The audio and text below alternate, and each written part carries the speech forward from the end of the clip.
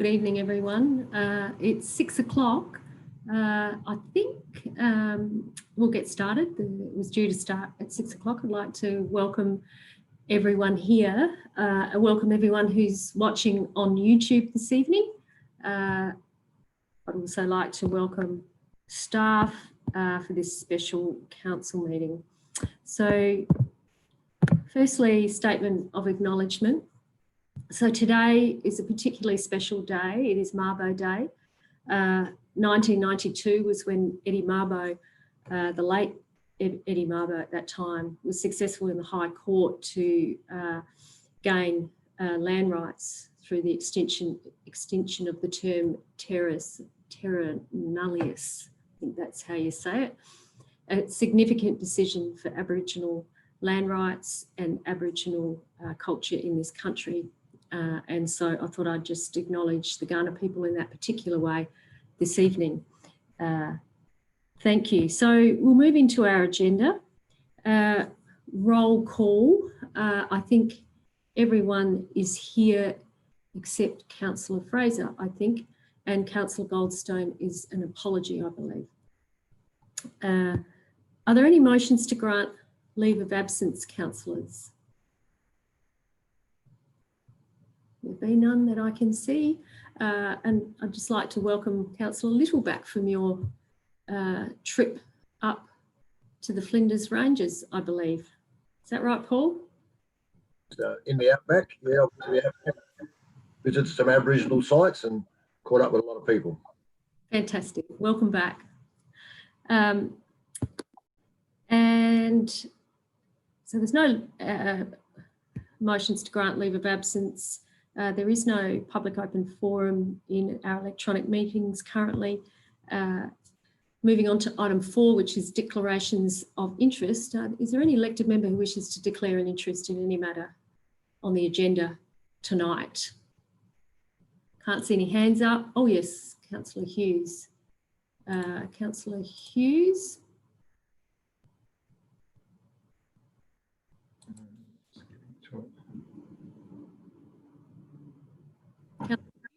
Yeah, in item 5.2, I'm a member of the council, or deputy member of the council's assessment panel, and I'll be staying in the meeting tonight, but if I happen to be a deputy meeting member and this matter does become before the assessment panel, then I'll make a decision at that stage, at that meeting. Okay, no problem. That's been noted. Councillor Shanks, you have your hand up. Yes, thanks, Mayor. I'm actually exactly the same as David on items 5.1 and 5.2, I'd say. Council Assessment Panel, being a deputy member there, and if any, I'll be staying in the room. Thank you. And you've both filled out that electronic form. I think I saw an email from you, Nathan. Yeah. And I'd like to declare, I can't see any other hands, I'd like to declare interest in item 5.6 and I'll be leaving the room for that particular matter. But I'll declare that at that point and leave the room. Now, elected members, we move on to, are there any other declarations of interest? No, thank you. Moving on to adjourned items. So we have item 5.1, Council Assessment Panel Annual Report. And we have a report from the chair, and we also have an officer's recommendation. How do you wish to proceed? Councillor Hughes, you've got your hand up. Yes, I'm happy to move this. I think our council assessment panel is working quite well. It's good to actually have these reports come back to council, and yeah, I do agree that unfortunately our arborist reports aren't as always the same as the council staff or recommended arborist reports, or even council's recommended arborist. So there is some inconsistencies there that do happen. Yeah, I'm happy to move the motion. Thank you. Councillor Kosh, you've got your hands up. Are you happy to second? Yeah, happy to second it. And if I could just comment, I just want to agree with what Councillor Hughes said. As people know, I'm an arborist, and a lot of times, sometimes when I read reports, sometimes I find that the people writing the reports maybe don't have a really good grip on tree physiology, because some of the comments they've made don't actually align with basic science. And I find that disturbing, especially when there are official reports. And what can happen is, we get our independent report, and then the applicant puts their report in, and sometimes the arborist may wish to skew it a certain way, and that's a problem. And they sometimes put in statements that may, that potentially aren't technically correct. And when I've read some of them, I've really cringed at what's been said. So I'm not sure how we get around that. I think it's an issue. I'm also concerned. I just want to also acknowledge the concerns about the compliance issues. When eventually the planners may spend all the time just checking sure that developers are complied to what they agreed to. So with this new planning rules coming in, there'll be a bit of a toing and throwing, but I think this is going to be a large one that we'll need to come to grips with. So apart from those two comments, I'm happy to support this motion. Thank you. Thank you. Any other discussion? There be none. Councillor Hughes, are you happy for me to put that motion? Yep, I'll put that motion. All those in favour of the motion, please vote now. All those against, please vote. And it is carried unanimously. Thank you. That deals with 5.1. Thank you, elected members. So before we move into this item, I did send an email around this afternoon after I'd spoken to Mr. Trevor White, who is the consultant representing the proponents in this matter, and he has asked if this matter can be deferred until we get back into the chamber and meet face to face. So I think that's respectful. I'm happy to accept that the matter be deferred to an upcoming ordinary council meeting so that Mr. White and the proponent can be in the chamber. That is their preference. Well, now we've got three hands up. We've got Councillor Shanks, Councillor Hughes and Councillor Little in that order. Are you happy to move, Councillor Shanks, that we defer the matter? Yeah, I'm happy to move to defer the matter. I think, giving them an opportunity to present in person is a much better outcome for them. Thank you for that. Now, second up was Councillor Hughes. Are you happy to second that motion, Councillor? Yes, I think that's fair. Okay, thank you. Now, Councillor Little, were you putting your hand up to second or move? I was just going to put it up to move it or second. It doesn't matter. Okay, thank you. So I do have a mover and a seconder. Any discussion? If not, Councillor Shanks, are you happy for me to put that motion? Yep, good. Thank you. I'll put that motion that the matter be deferred. We've put in there to the ordinary council meeting on the 23rd of June because we're aiming to be in the council chamber then. So I'm very hopeful that we can achieve that. All those in favour, you already voted. All those in favour, yes, it's carried unanimously. Thank you everyone. That deals with that matter. Okay. Now, Kate, where are you? Kate, you put in there that the conflicts, I didn't So we're all good with that? Dealing with the conflicts in that particular matter? Yes, thank you. Thank you. Moving on to item 3, Economic Development Strategy and Action Plan. We are on page 16 of 82. And thank you for the report, Kirsty Dudley. We did have a workshop last night that dealt with some of these matters. And so I've noted that the point 5 may need to be adjusted.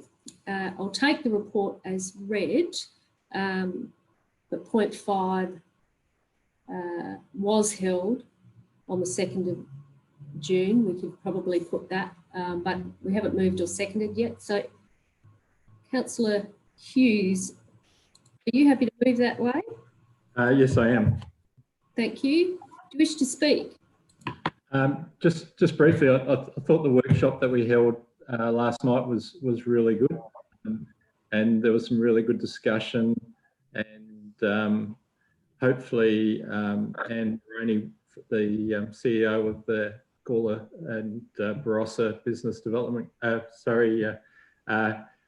RDA, will take that up and take some of those suggestions further. I think it's good, but yeah, we did also have the Gawler Business Development Group, some of their members and their executive officer, Karen, also at our workshop, which was good as well. So yeah, I think Joe, there is going to be needs to be a lot of work, as we've heard today. Our GDP figures are negative, and yeah, it will be a team effort that local government will have a role to play, which I think is important. And I think continuing to work with our local businesses and business development group and other agencies and state and federal government is very important. So happy to move this motion. Thank you. Councillor Philly, are you happy to second the motion? You've got your hand up. You can speak if you wish. Sure, thank you. Am I unmuted? You are, yes. Thank you. Yeah, I think I thought the workshop last night was a good opportunity for those of us that wanted to speak. We were able to do that, and I think it allowed for a lot of good points to be raised across the members who spoke, and also we've had a lot of input from our guests. My view is that we should be doing that sort of thing more often, because it allowed us to flesh things out, make some good points that I presume the officers have noted and that they will be incorporated into further discussions. I will reiterate one of the points I made last night, and that is that the pillars that are in the plan are certainly good pillars, but my criticism last night was that in terms of the immediacy, the local impact and the needs related to COVID, we need to add some pillars. We were asked whether we needed to do that. I certainly made that suggestion that we need to add to that plan in order to respond to the immediacy of the impact. The longer term plans, such as developing a bigger e-presence and a big international presence, etc., all of those are good. No problems with those, but we mustn't fool ourselves into thinking that by ticking those off, we're doing something for COVID-19 now. We significantly need to do a lot more for that.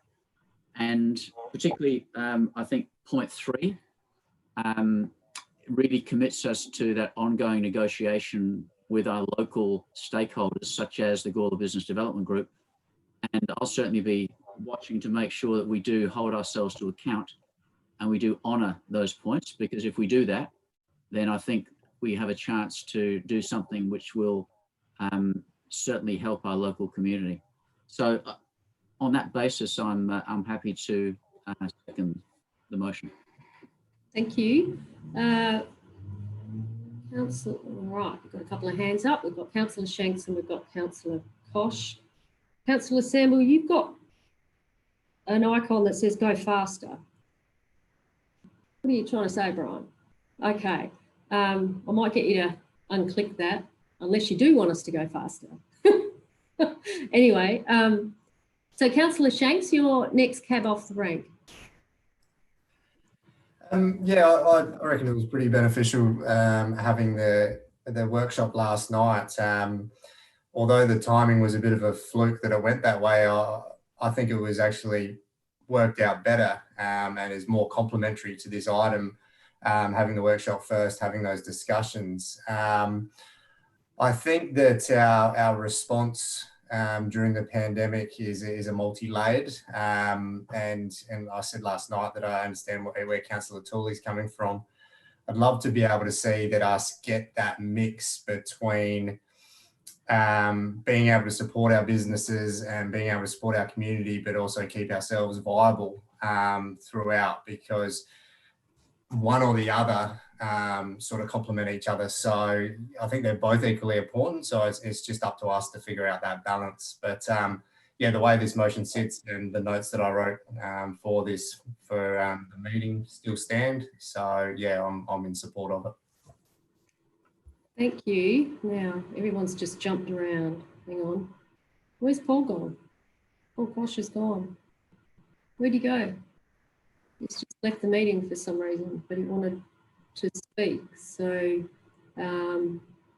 what, David, I don't know where Paul Kosh has gone. I assume his internet connection was unstable and it's dropped him out. Okay, all right. Okay, I know he had his hand up. Here he comes.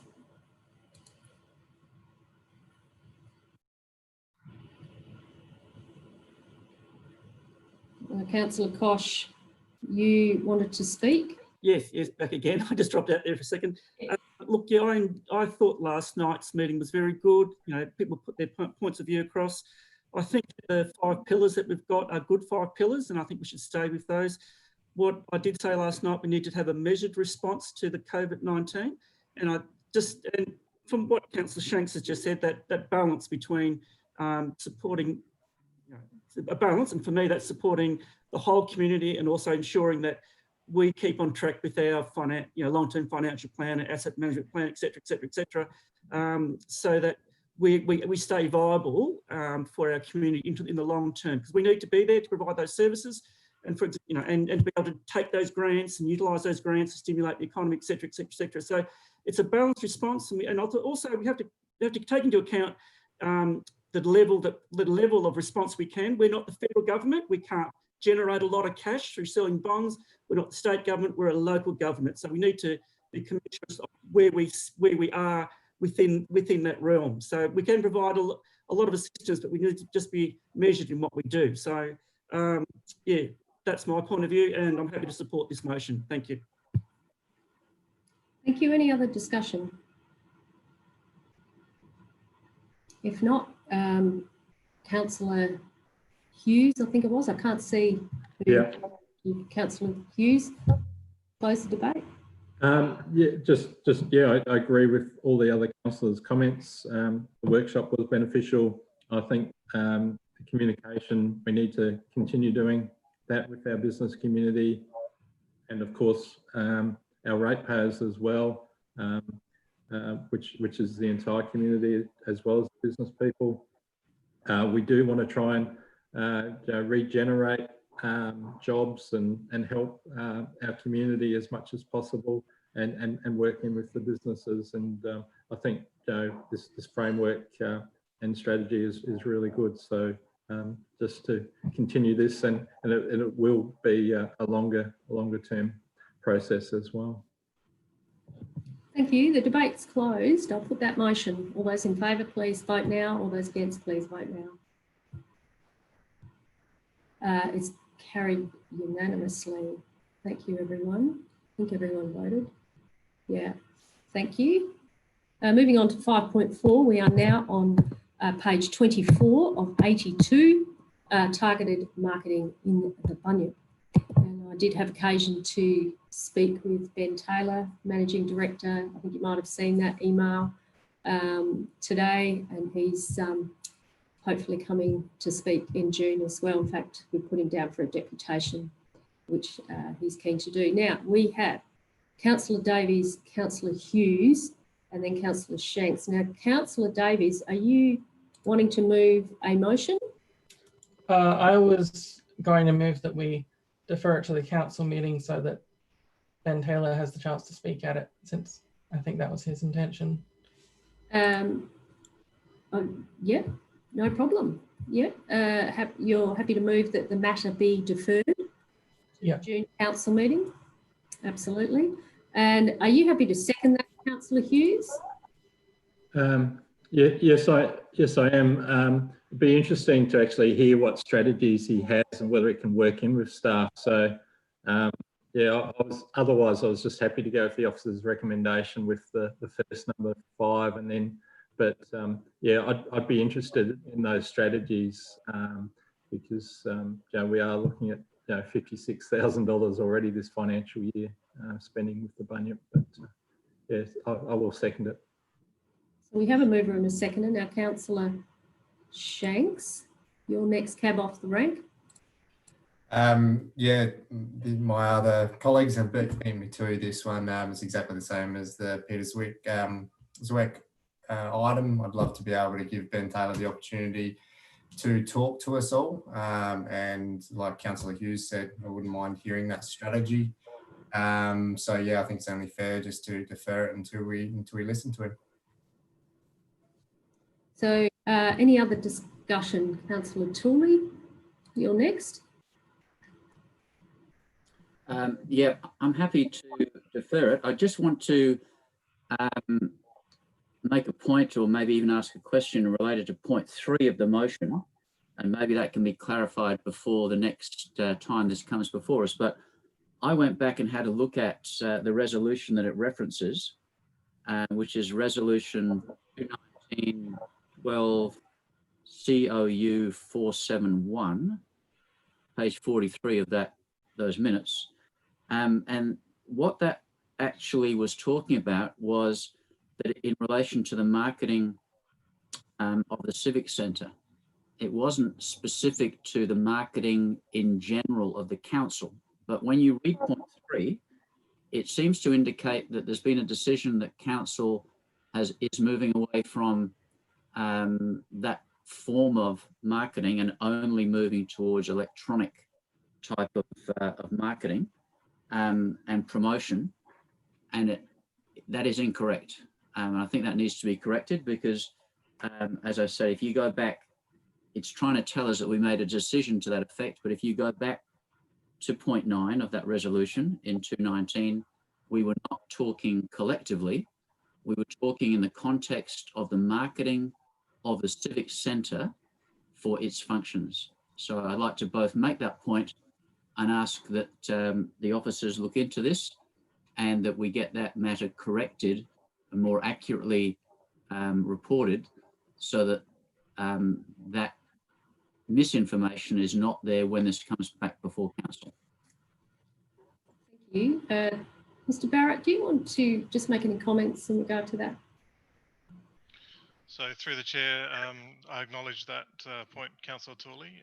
We were looking at it from that perspective of general conversations. That was a resolution of council that we did have in that effect, but we can definitely make a correction to the resolutions prior to the June meeting in accordance with your commentary. So we have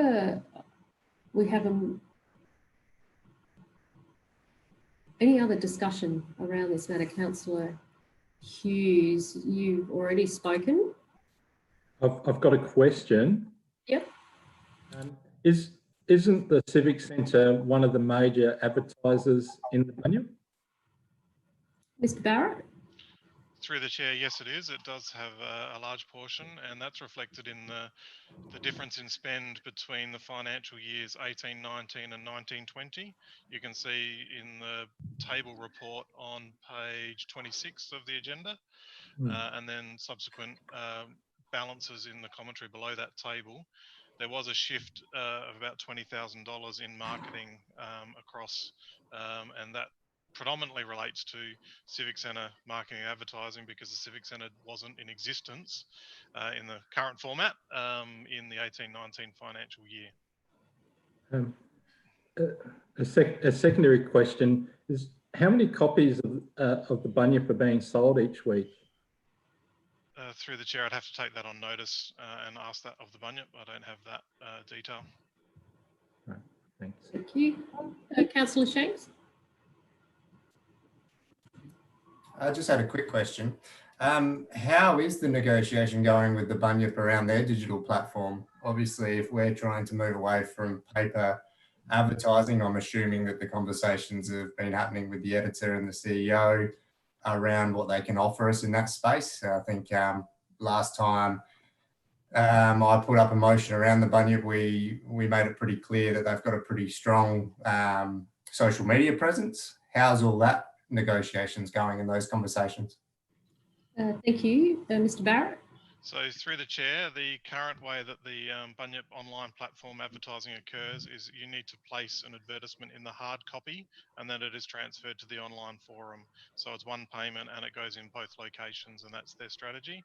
Mr. Taylor may have a different proposition for us at the upcoming council meeting, but that's the current situation of how their online presence works. It's in both formats. I think Ben will be discussing that and talking to council around their plans for their online presence. So I think that'll be clarified for you, Councillor Shanks, when Mr. Taylor speaks at our June council meeting. All going well. Councillor Tooley, you'd be good. You wish to? Yes, to ask a follow-up question. Absolutely. To add to Councillor Hughes's question, I think Councillor Hughes is asking for the circulation numbers, but could I ask that Mr. Barrett include in that the numbers on the online platform? Because I think what Councillor Hughes might be looking for, and I'm certainly interested in, is what is the circulation. And I know that a lot of people, when I travel overseas, I go to the electronic version, and as Mr. Barrett's just said, what you get in the online version is the hard copy plus additional material. So that probably would give us a bigger picture in relation to what the circulation is like. Using the definition of circulation being beyond just hard copy, it's the reach of the whole of the Bunyip. So I think we need to know what those electronic figures are as well. Thank you. I'll let you take that on notice, Mr. Barrett. Thank you. Any other discussion? If not, Councillor Davies, you happy for me to close the debate? Awesome. Thank you. I'll put that motion. All those in favour, please click yes. All those against, please click no. It's carried unanimously. Thank you.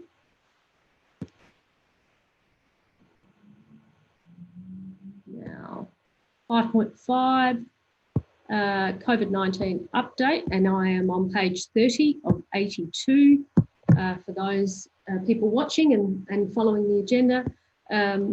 Now, this is, thank you, Jack Darzanos, for this report. I'll take it as read. But Jack, have you got any further update that isn't in the report? Because I know these directions are coming out quick and fast at the moment. Anything else to report, Jack? Through the chair, along the lines of the state's no longer active cases is at 0. We've had 0 cases in a number of days now.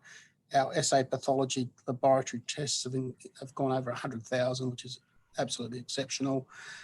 We've had numerous changes to operating guidelines. And of course, the emergency management declarations have now changed. We're up to about number 7 now. So we seem to have, every week we seem to have something new.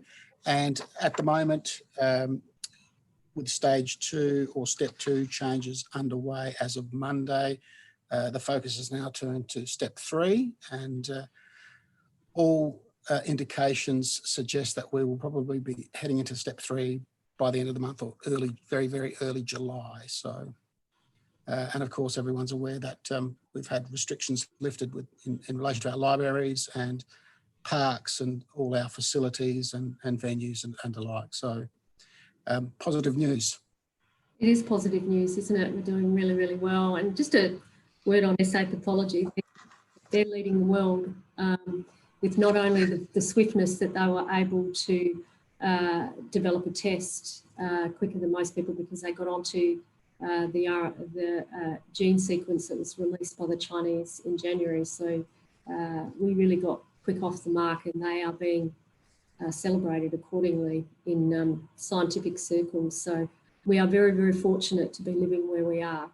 I think despite all the challenges that this has brought us, it could have been far, far worse. So thank you, Jack, for that update on the update. Councillor Hughes, you have your hand up. Are you happy with the motion that's in our papers? Yes, I do.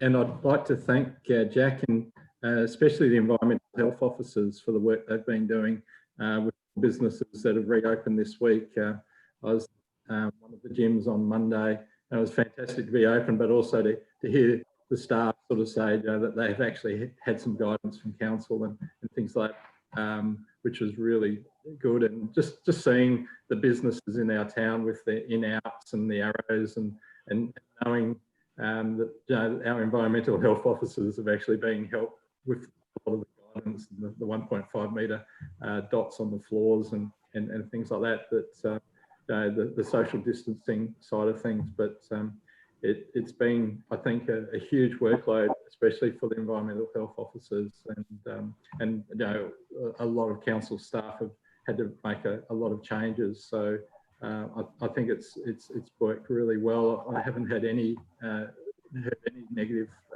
comments about council staff or their dealings with businesses. It's all been really positive. To get that feedback is really good as a councillor. So if Jack could pass that on to the staff and his team, that would be really good. So I'm happy to move the motion. Thank you. Now, Councillor Little, were you happy to second it? Yes, I would. I'd like to speak to it. Yeah, I sort of dittoed what Councillor Hughes says. My club will be opening next Wednesday, and had great assistance from council staff and especially the health officer, one of the health officers, which is great. Put us in the right direction, and I'm the same as most councillors would have been.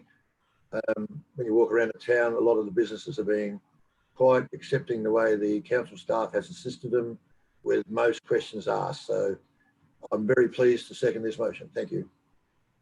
Thank you. Any discussion? Sorry, take it off. Still on. Councillor Tooley, you've got your hand up. Yeah, thank you, Mayor.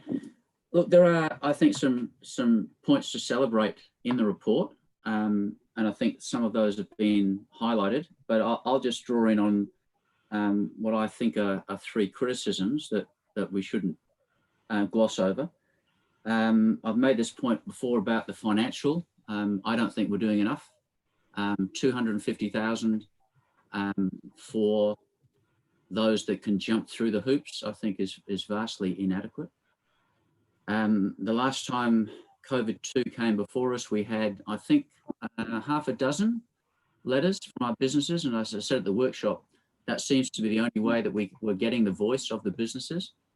They were all screaming out for us to listen and to give them some respite and to waive rates for the period. They gave us quite detailed explanations. A number of them sublet, and they're giving respite to the people that lease from them.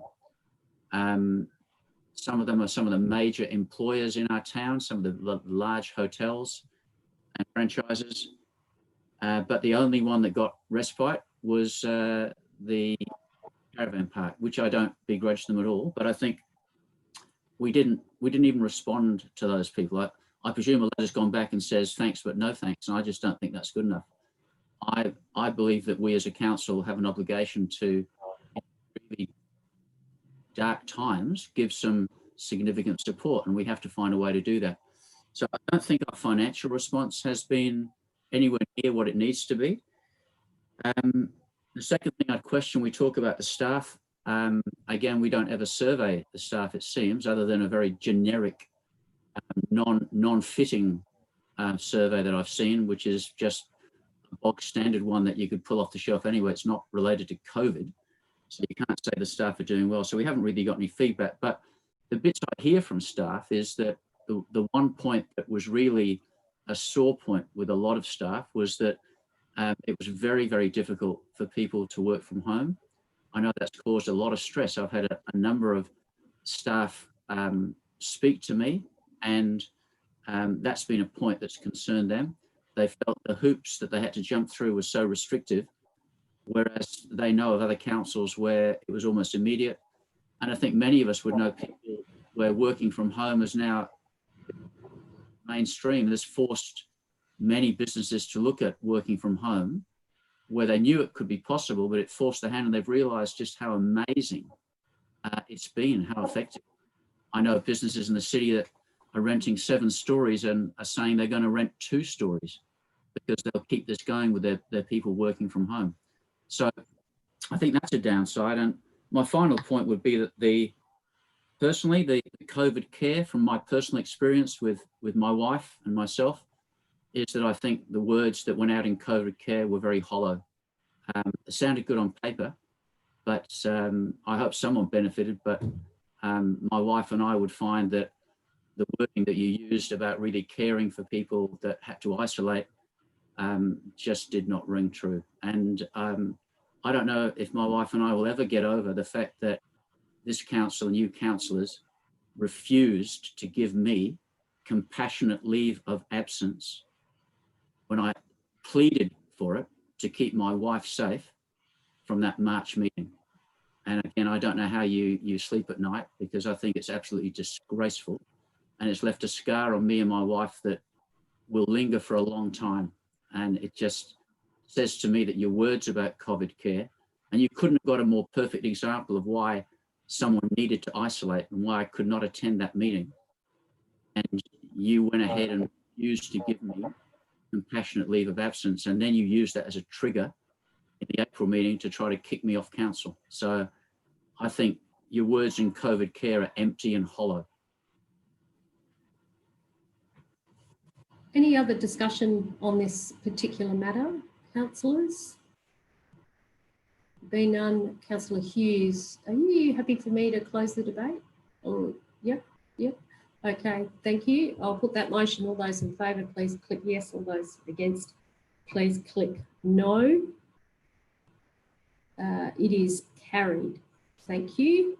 Now we move on to item 5.6, and I wish to declare a conflict as I am a board member of the local board director of the Local Government Association, and I'm also the chair of Greater Adelaide Region of Councils. And even though I don't represent the town of Gawler individually, I do represent the sector more broadly, because you are voted on there at large. I think there is a perceived conflict, and I will deal with the conflict by leaving the room. So that leaves either yourself, Councillor Little, who's gone, left the area, or Councillor Davies, looks like it's you, Cody, who, if you're happy to take the chair, David, if you'd like to remove me from the room, thank you.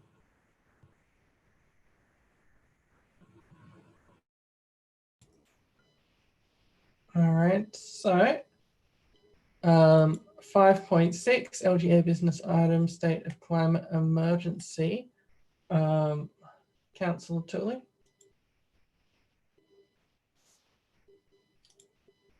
Oh. Thank you, Councillor Davies. Yes, I'd like to move the motion. All right, and do you wish to speak to it? Yes.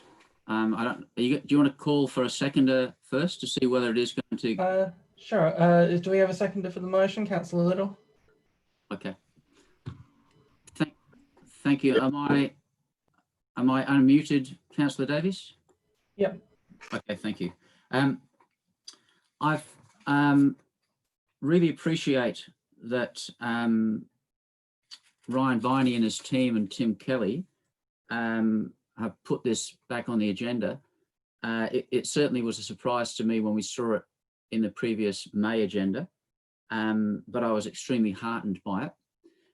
I was disappointed that we didn't send a vote of no confidence to Garrock, but that is democracy, and that's what we've decided.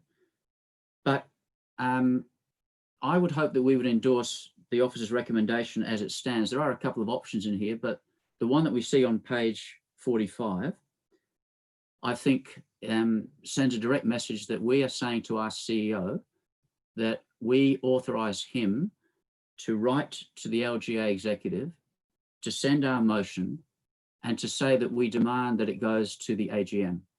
We're not asking that it goes back to Garrock. We're not asking that it goes back to the LGA executive, because if we were to do that, as I explained in my motion at the May meeting, we run the risk that this small executive group would operate a veto. And you heard my points very clearly that I think it's just disgusting.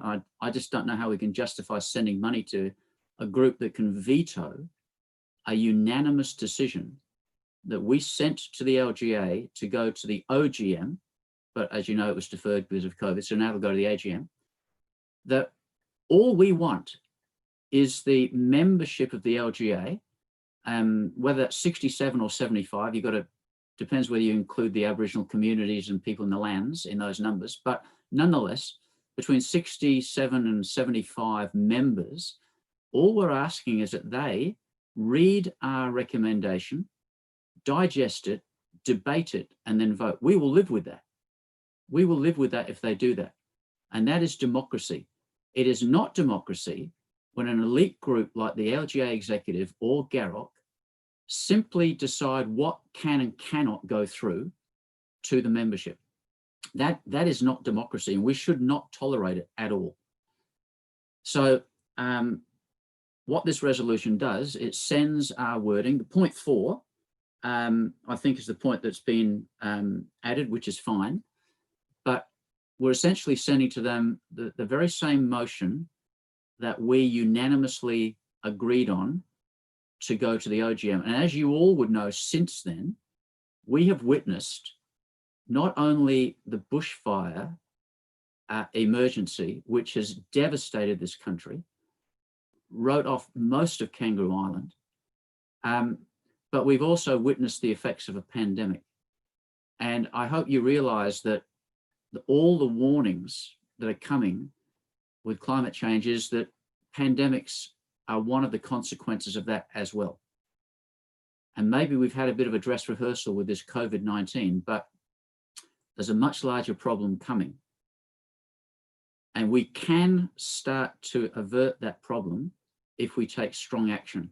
And what we're asking the LGA to do is to take leadership in the same way that the LGAs of New South Wales, Victoria, Western Australia, Northern Territory, ACT have already done it. So I would hope that our members would tonight vote to send a strong message and endorse, and that our CEO writes that strongly worded letter and says we want this to go before the members at the AGM. Thank you. All right, so Councillor Fraser, by the way, we're at 5.6 about state of climate emergency. Councillor Little, would you like to speak? Yes, please. Yeah, I reiterate, I'm in the same frame of mind as Councillor Truly in relation to, I was a bit disappointed that the executive of the LGA thought it in their best interest not to do it. I think as a motion, we should agree that this should go through as we stated originally. I think it sends a great message, and climate change is an issue, and I think this enforces that issue, and I wholeheartedly agree with Councillor Tully's comments in relative to this matter. Thank you. All right, so that opens it up to other speakers on the motion. Councillor Kosh. Oh, thanks, Chair. Look, I'll be speaking against this motion. First, I wish to say we need to tackle climate change and get onto it quickly, and we need to reduce our carbon footprint. That's a known. Unfortunately, I disagree with the comments made on page 64 of 113, and that is the need to live up to our own leadership position in declaring a climate emergency. I feel this action that we're looking at tonight is actually not showing leadership, but actually having the opposite effect. It's working against the agreed processes, the democratic processes of motions going through Garrock and then to the AGM, etc. To get a major change, you actually have to work with people, not against them. The world has changed since Council declared a climate emergency. There's a definite need to get on with reducing our carbon emissions as quickly as possible, in particular embracing renewable energy. COVID-19 pandemic has changed the dynamics and the way that people are viewing their future. In most cases, only surviving financially. So it's important to be aware of where the community currently is and work with that, not against it. So I think this is working against it. At the recent Climate Emergency Forum, National Forum, there was a series of presentations. One important one was titled Getting the Message Right. It was essentially a conversation between Margaret Salomon and Dr. Rebecca Huntley. Now, Margaret Salomon is a clinical psychologist and effectively initiated the climate emergency movement. Her view is there is a need to tell the truth about climate change and also the scale of what needs to be done. She's calling on a new world order and going into an emergency mode, i.e. into a war-like footing. I suppose it's not unlike what the world is doing around COVID-19. To get people to shift into emergency mode, she feels harnessing fear and grief as the fuel to drive change. So that's her words, using fear and grief. That's what she says. Change. So so initially she targeted local governments, harnessing local environment groups and others like Extinction Rebellion. I think people have good intentions, but this approach has proven to be ineffective in the long run. The last federal election was a climate change election. Although people are aware of and conscious of the need to act on climate change, they decided against that at the election, due in part to fear over their jobs and financial security. The result has potentially put back real action potentially 10 years. 10 years in this country just from that. So although you want to use fear and grief as a fuel to push people into action, it also can be used to achieve the exact opposite.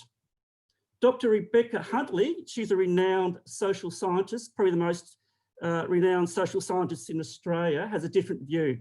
Research, and this is research that she has done over many years, has identified there are 6 segments in our society when you're considering climate change.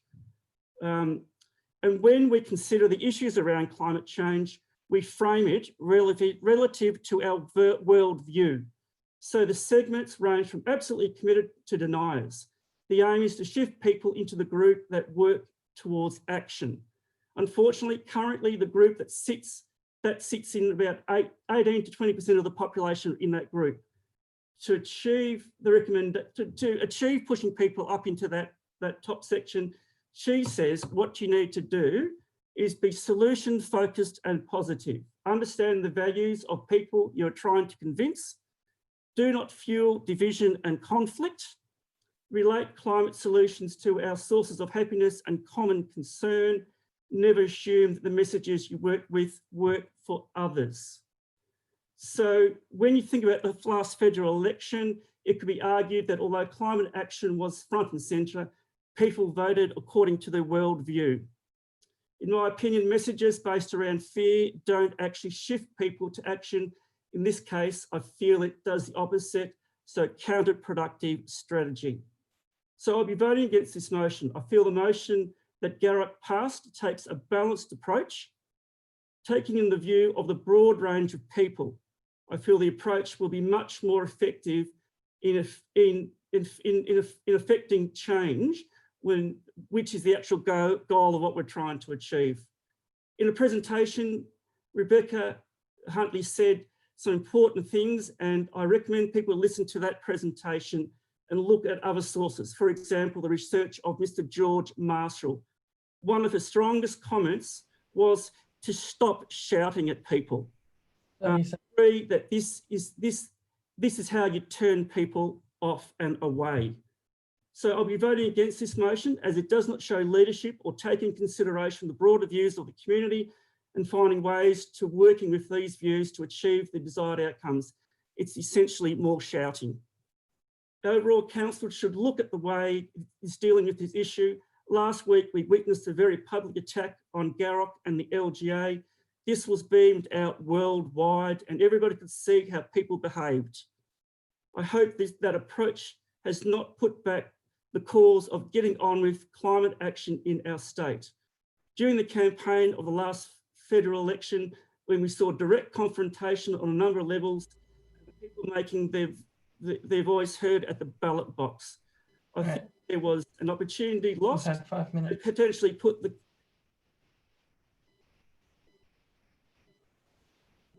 All right, sorry, the 5 minutes is up. Next up, we have Councillor Hughes.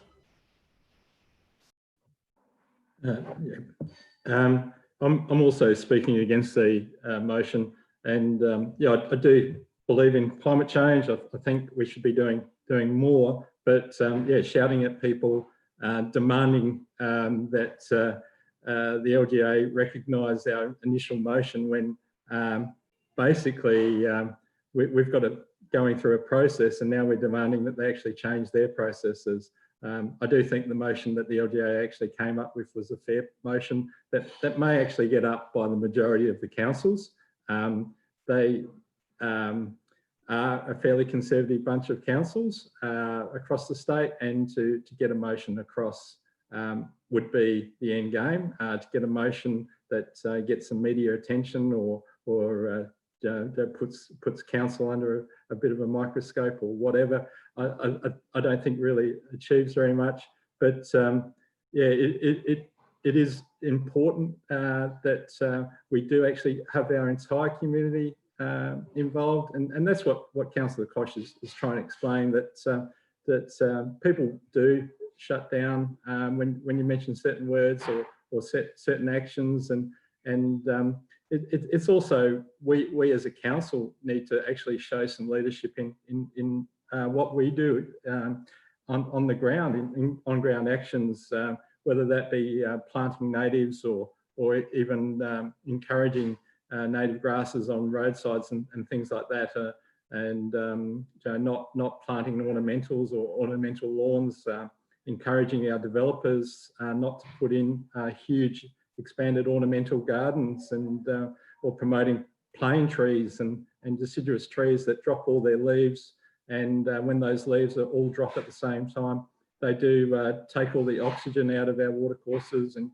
kill the fish and do cause a lot of harm. So it's actually the actions I think speak a lot further by us as a council actually showing some leadership in those areas. At the moment, our water is actually coming from desalination, is being generated from electricity that's pumping water across through from the Murray. And then if we're encouraging developers or our own council staff to actually use that water on expansive ornamental gardens or for exotic plantings of plane trees or other exotic grasses, that then is costing our environment. So I do think sometimes we are a bit hypocritical. We've got people that shout for climate change, but also promote plane trees and other exotic trees, and a lot of water usage, which isn't really helping our climate. We need to cool our climate, and our exotic grasses don't normally do very well during the summer months. They burn off, where our native grasses actually do survive and actually provide us ground cover and actually reduce the cooling, so we don't actually have that heat bank that you can get in summer, and also reduces that dust, where you've got exotic grasses and weeds. You get that dust effect, and which we have in summer through a lot of our council areas. So we can be promoting and doing some really good positive things on the ground, but we seem to like to shout it and tell other people in other council areas what to do, but we're not happy to do things at our own. We've got a rural zone that we really need to look at and look after and promote and actually get people using our local produce and encouraging our efforts in that area as well. Greenfield developments of rural land being subdivided and isn't really going to, it does actually add to the climate change issues, and we do have a lot of concrete and bitumen being put down by developers, and those areas do get really hot in summer as well because of all the concrete and everything else. And we do need to protect, I think, our best of town and country, as Councillor Samble would talk about as a council as well. So that's the sort of actions I think we should be doing on a local area. 30 seconds. On local ground, shouting at the LGA about the fact you're not happy that the rules that we work under, I don't think that's going to achieve anything. And I actually am a bit disappointed in this motion because there was rules in place, and we went in with those rules, and now those rules have been changed on us. So yeah, I think there are better ways to help our climate, and this is not one of them. All right, next up is Councillor Shanks. I must be reading a different officer's recommendation. None of this to me is intimidating whatsoever. I think I've highlighted this before. I see this motion as what we've endorsed previously. We got shut down, got watered down. That was the up above sort of turning around and saying, look, we want to reword it like this. By submitting this is pretty much saying, well, no, we don't want to reword it. I agree with Councillor Hughes. We can be ridiculously hypocritical with some of the directions that we take. And we do preach, but we don't practice. I completely agree with those points. I guess again, I'm on the council to speak, to try to be the voice for my group, I guess, and I can hand on heart say that my group are definitely not intimidated by this. This is not coming across as yelling. This is coming across as, well, actually, this is what we want done now. We're sick of pussyfooting around it, and it's my kids that are going to suffer the effects, and my kids' kids. So I'll be speaking for this, yeah, purely because nothing about that intimidates me, and my backing will be the same in their thoughts. So yeah, that's just my 2 cents on that. All right, we're on 5.6, by the way, Councillor Vallelonga.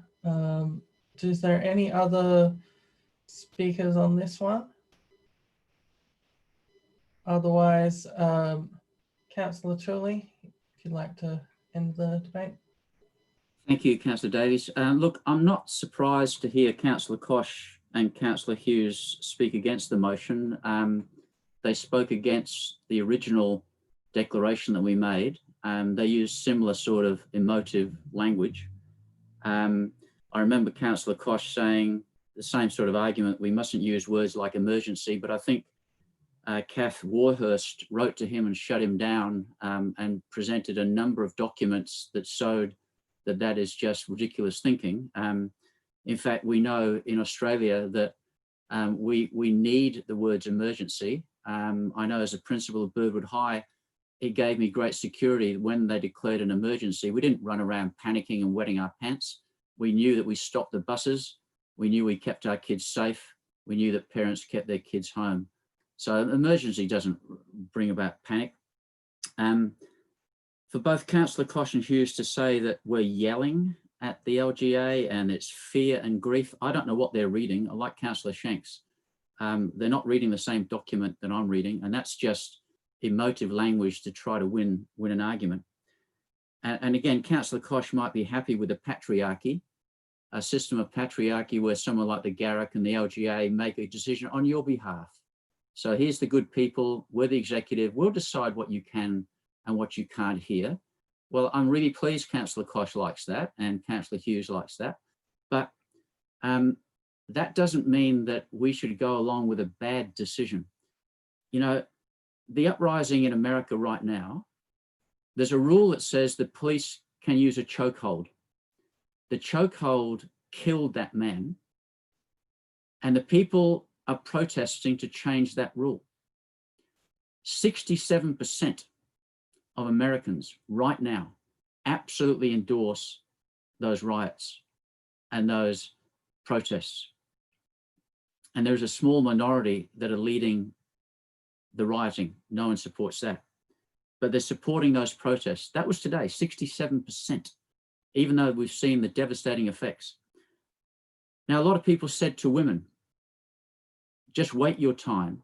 There's the rules, work within the rules. You'll get your vote one day. They took to the streets. Black America, Black Aboriginals are saying, we've done enough. We've pleaded, we've played by the rules, we've waited, and they've taken to the streets in absolute anger because the patriarchy, the rules that are in place do not serve their interests. So if you want to talk about rules, think about that when you say that you're happy for the LGA executive and for Garrock to act like an executive and decide what you can and can't vote on.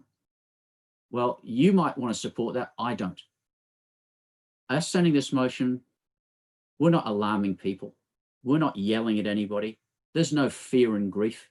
This is a sensible motion that we unanimously, including Councillor Koch and Hughes, unanimously voted for. We haven't changed it. And I know that you voted against the original, both of you, Councillor Hughes and Koch.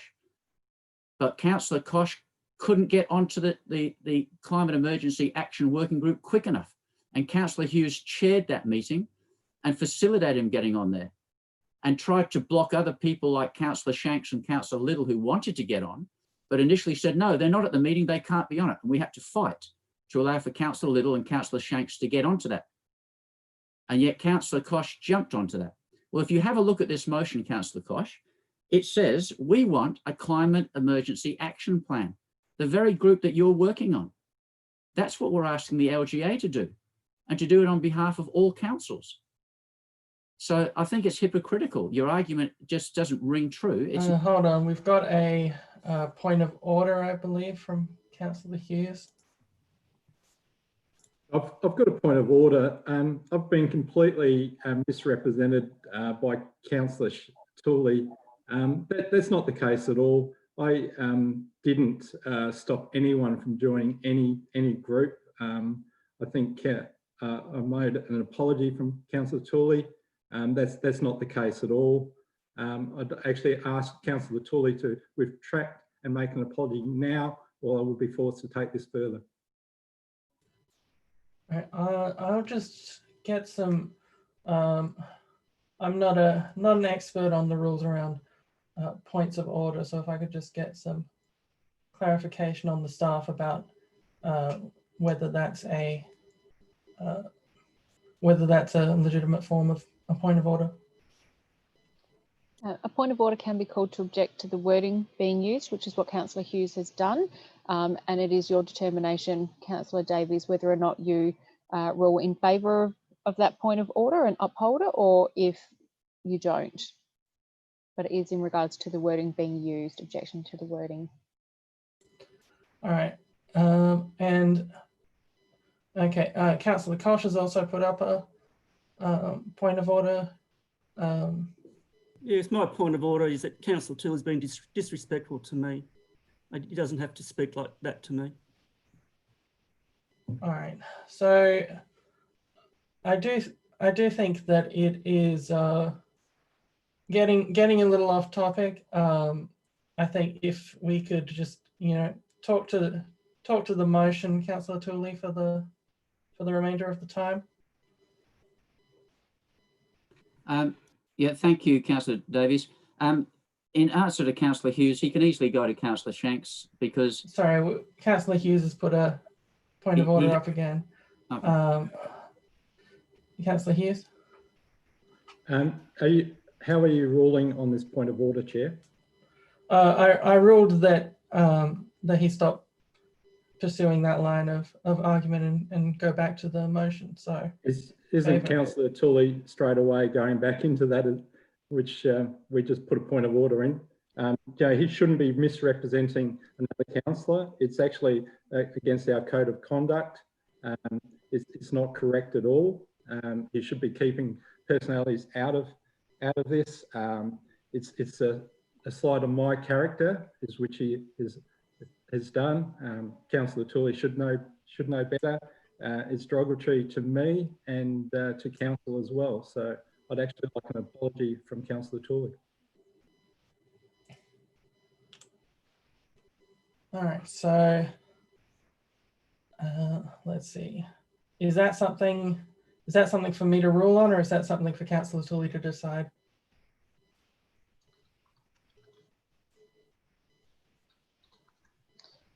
Sorry, you obviously can't force Councillor Tully to make an apology, but you could request it of him if you thought it was appropriate.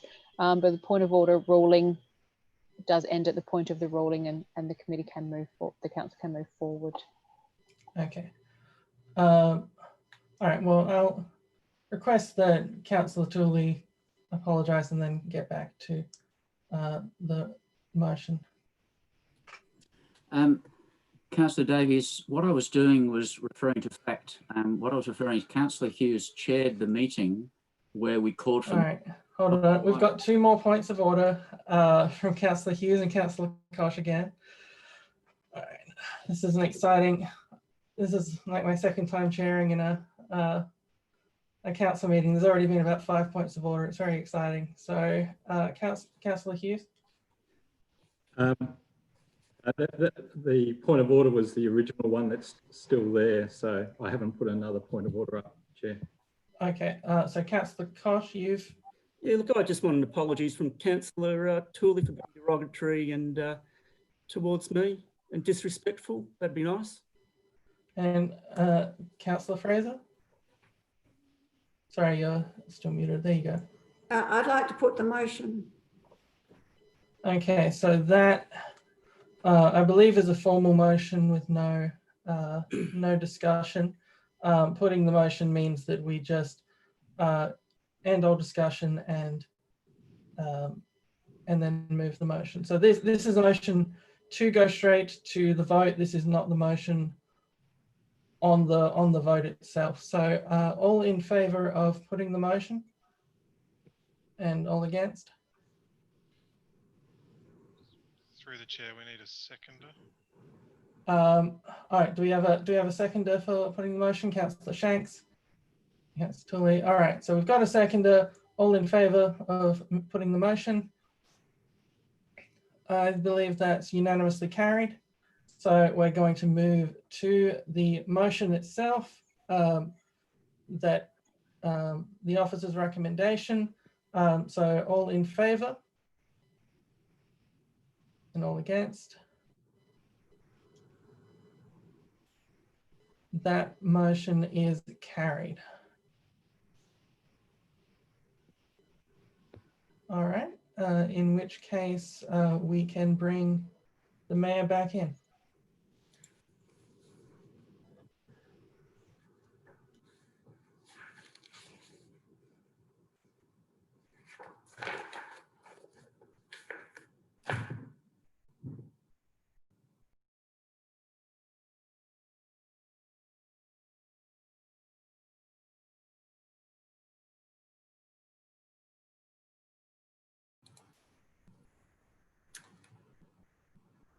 Okay, so we're on page 50 of 82 of the agenda, grants update. Now, I'll take it as read, but is Kirsty here, David? Through the chair, no, but we have a slight amendment to the motion, which is in red that Kate's put in. And given the timing of tonight's report, there's also another slight amendment which we should probably consider as council in recommendation 7. It was at the time an application was going to be submitted to HVSPP. That application has been submitted now, just because of the timing of the meeting. So if you'd like to, can you not use an acronym, David? What was it that? the heavy vehicle safety and productivity. So recommendation 7 of the office recommendations was that we were note an application was being developed. That time has lapsed and we have submitted it. So just noting that slight change. And then we have an additional point to add, which is around executing some documents under the common seal. Okay, so do you want to update in regard to black spot funding? We could do that as well if council wanted to. So we've been successful in an application of the black spot funding. So we could add that resolution if you wanted to as well. That's up to council. Yeah. Okay.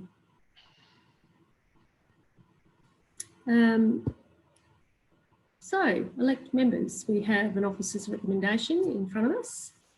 Councillor Hughes.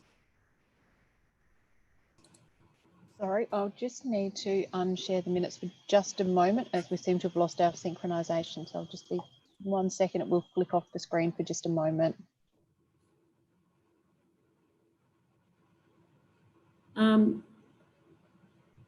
I need to be the host as well,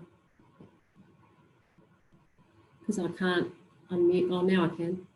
Okay.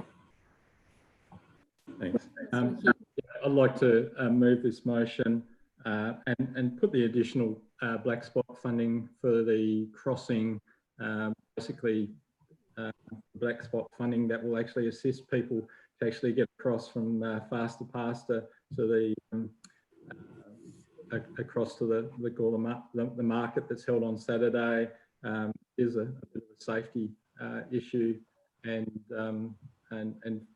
fix up. But yeah, I also like to thank the staff for the work that's been going on with the grants and to continue that. I think especially at the moment with extra funding available, it is really important that council is proactive in getting that money because it really does generate jobs in our area. The tradespeople go buy their lunch or some of our locals are actually getting employed by the extra funding that's happening as well, which I think is really important. So I do thank the staff and it's great to be successful in winning the grants as well. So happy to move the motion. Thank you, Councillor Hughes. I'm just looking at these minutes, Kate. Now, Councillor Hughes, Kate, I can't see them. I can't see the motion. I can only see half the motion. So in that motion, Councillor Hughes, you said you wanted the Lindott Road intersection. Let me have a look and see if I can find it. It's on page 55, 56, just the wording. Lindott Road / High Street intersection upgrade. Is that included somewhere in there? It probably needs to be that we've noted that we've received that. David, did you add those words or Kate? So through the chair, that hasn't been added yet. We'll need to add that now. We only got advice of that a day or so ago. It was announced on the 26th of the 5th, I think, as part of a media statement, which was last week. Okay. So where are you putting? Even at the end. Okay, an extra 0.10. So, yes. So it was the Lindott Road / High Street intersection upgrade funding.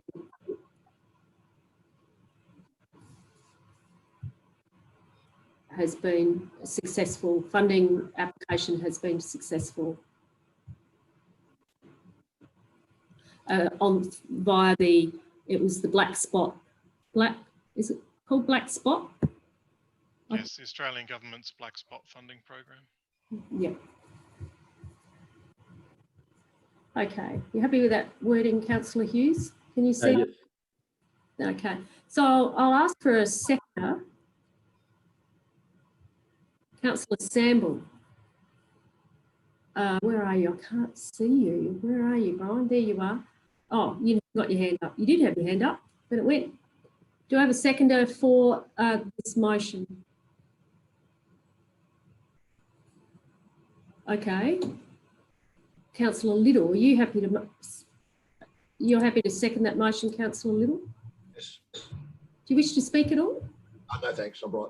Thanks. Thank you. Any other? Open it up to the floor. Any discussion?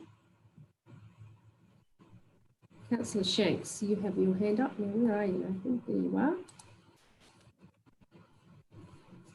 Yeah, I'd just like to just thank our grant chasers. I've got a note here that I wrote myself for the last council meeting. It's still very valid.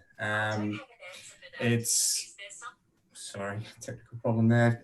Grant chasers are so important. Literally the professional box tickers, aren't they? But it'll be the difference between getting these community projects off the ground and not, because yeah, let's face it, we're not going to fund the bigger projects wholeheartedly by ourselves. So I think the grant chasers play a massive, massive part in that. So yeah, I'd like to see them keeping up the good work, and yeah, we'll build on that. Thank you. Any other discussion? There'll be none. Councillor Hughes, are you happy for me to close the debate? Yes, I am. Thank you. I'll put the motion. All those in favour of the motion, please click yes. All those against, please click no.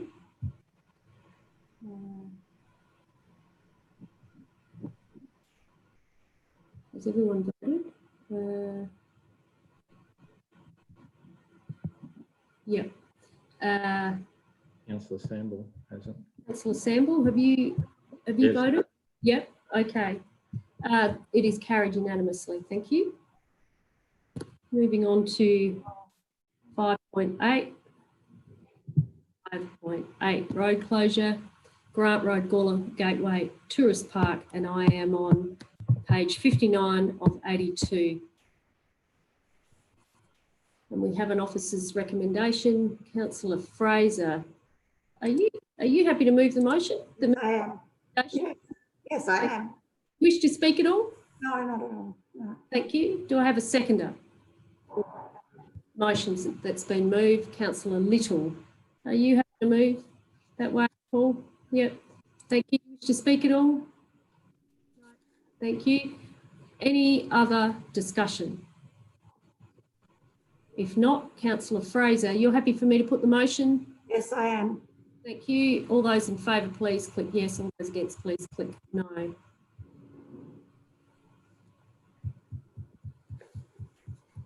Who hasn't voted? Someone hasn't. Councillor Ballalonga.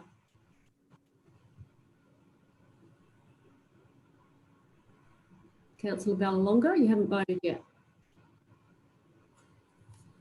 You're right. You're right there, Jim. Yes. Yep. Yeah. Thank you. It is carried unanimously. Thank you, Jim. Thank you.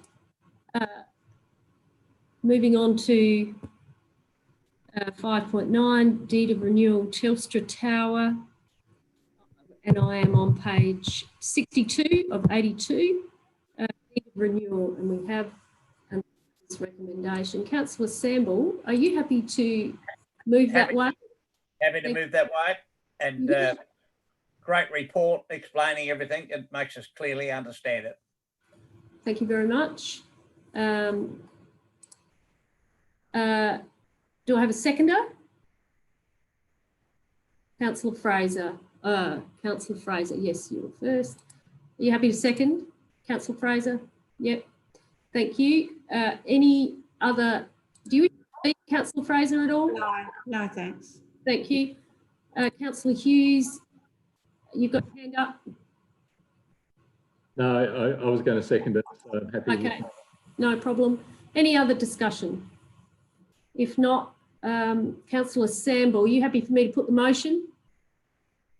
Yep, thank you. I'll put that motion. All those in favour, please click yes. All those against, please click no. It is carried unanimously. Thank you. Moving on to 5.10, review of the delegations from council to the CEO, and I am on page 65. And we have a recommendation there from staff. Happy to accept that a move of that recommendation, if you so choose, council. How do you wish to, Councillor Hughes? Are you happy to move that motion, Councillor Hughes? Yes, I am. Thank you. Do you wish to speak at all? Just say it's very similar to previously delegations that we've given to the CEO. So I have no problem with this motion. Thank you. Do I have a seconder of this motion? Councillor Kosh, you had your hand up first. Are you happy to second? Yeah, happy to second this, and I just agree with Councillor Hughes. It's I sort of ploughed through them. It's very similar to what we had before, and it just means it's just the ongoing work that we need to do in council. Otherwise, we can't do everything. That's why we have delegations. Thank you. Thank you. Now, Councillor Samble, you had your hand up. Were you wanting to second, or would you wish to speak at all? I'd just like to speak. Well, I can second it. I thought Councillor Kosh did. Yeah, he did, but you had your hand up as well. In the last few days, there's been a lot of talk on the radio concerning people in a town having small brazier type fires in their backyards and everything. And today especially, the minister came on and said that no one is allowed to burn wood in an open fire in a township. Is there anybody at all, whether it be Mr. Delina or I'm not sure, is there somebody there that can maybe explain so that I can ring at least the two people this morning that rang me, plus at a meeting I was at this morning, it was talked about too as well. They cannot believe so many people in their yards have small fire pits, and you know, you can buy them from any camping stores and that to be able to have these, but they say that only what do you call those things can be burnt in them, and you cannot burn firewood. Is anybody that can maybe mention something on that, Jack or somebody? Jack, just quickly, thank you.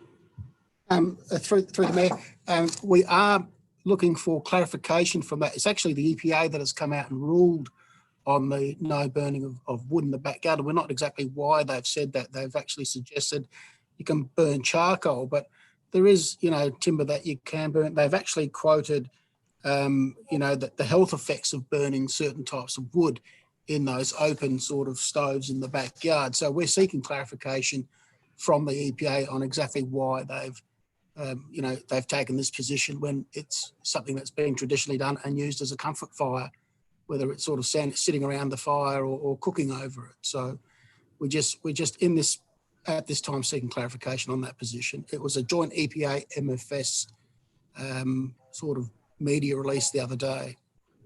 So I think what, if you can feed that back to elected members and Councillor Samble when you sort that clarification, Mr. Darzanos. Thank you. Councillor Fraser. I was under the understanding that you're only allowed to do it if you were cooking food. You weren't allowed to do it just for, it had to be in the process of cooking food, and then you were allowed to do it. That was years ago, but I mean, it may have changed, but that's what my understanding was. So yeah, that's what I'd heard too, but I think, Jack, if you can clarify that, and we'll all be a lot wiser as a result.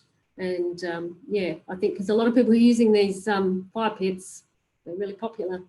Okay, any other discussion? Councillor Vallalonga. Yes, I just agree with Councillor Fraser. It's exactly right. If you're cooking, I think you are allowed to cook with certain types of timber. Thank you, Councillor Vallalonga. Any other discussion on the review of delegations? If not, Councillor Hughes, are you happy for me to put the motion? Yep, thank you. Thank you. I'll put that motion. All those in favour, please click yes. All those against, please click no. It's carried unanimously. Thank you. Now moving on to 5.11, we are now up to recommendations from the committees, and the first one is Gawler Heritage Collection Committee meeting held on the 14th of May, and I am on page 73 of 82 for people who are watching. Recommendations from the Gawler Heritage Collection Committee, and we'll work through these recommendations. So we have a series of recommendations. So I'll start with item 6.1. Happy to accept a mover and a seconder. For item 6.1, it notes the inquiries. Councillor Fraser, are you happy to move, Councillor Fraser? Yes, ma'am. Are you happy to second, Councillor Little? Yes. Councillor Kosh, oh, hang on. Councillor second, I beg your pardon. Councillor Kosh was second. Are you happy? Yeah, happy to second that. Thank you. Now, sorry, Councillor Little, did you wish to speak at all? Just a second, that's it. Thank you. Any discussion? If not, Councillor Fraser, are you happy for me to put that motion? I'll put that motion. All those in favour, please click yes. All those against, please click no. It is carried. Thank you. Moving on to 6.2, which is the policy review. Happy to accept a mover and a second the recommendation. It is only a recommendation. Councillor Davies and Councillor Hughes. In that order, Councillor Davies, you happy to move? Yep. And Councillor Hughes, you happy to second? Yes, I am. Thank you. Mover and seconder. Mover, do you wish to speak at all? No. Seconder? No. Any other discussion? Not, I'll put that motion. All those in favour of the motion, please click yes. All those against, please click no. It is carried. Thank you. Item 6.3, Management Plan 213 review. We had a really good discussion at the committee meeting around this, and there is a recommendation. Happy to accept a mover of the officer's recommendation if that's what you wish. How do you wish to proceed, Councillor Fraser? Are you happy to move that way? I am. Councillor Hughes, are you happy to second? Yes, I am. Mover, do you wish to speak at all, Councillor Fraser? No. Councillor Hughes? No. Any other discussion? If not, I'll put that motion. All those in favour, please click yes. All those against, please click no. It is carried. Thank you. Now we're moving on to the recommendations from the Corporate and Community Services Committee held on the 12th of May. We have some motions for noting made under delegated authority. I'm happy to accept that we note those. I have already Councillor Davies. Are you happy to move that way? Yep. Councillor Hughes, are you happy to second?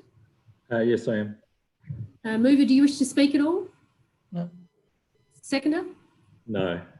Any other discussion? Councillor Samble. And then Councillor Shanks afterwards. I'd just like to ask a question and sort of make a query of it. I just want to make sure I'm on the right page here too, though, as well. It's to do with the Gawler Vintage and Veteran Car Club. Is that included in this motion? No, not yet. I'll wait till then. Sorry. Yeah. I'm on page 74, Brian.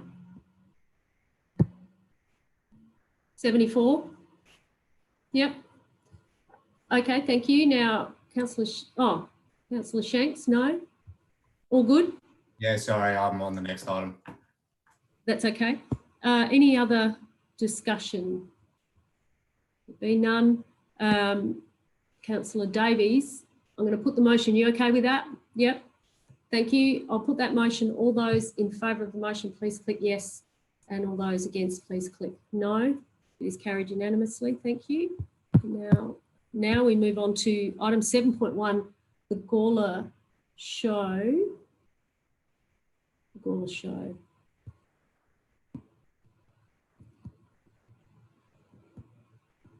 Yep. You've got the Gawler Show there, Kate. Where are you? I'll just wait for the minute taker to.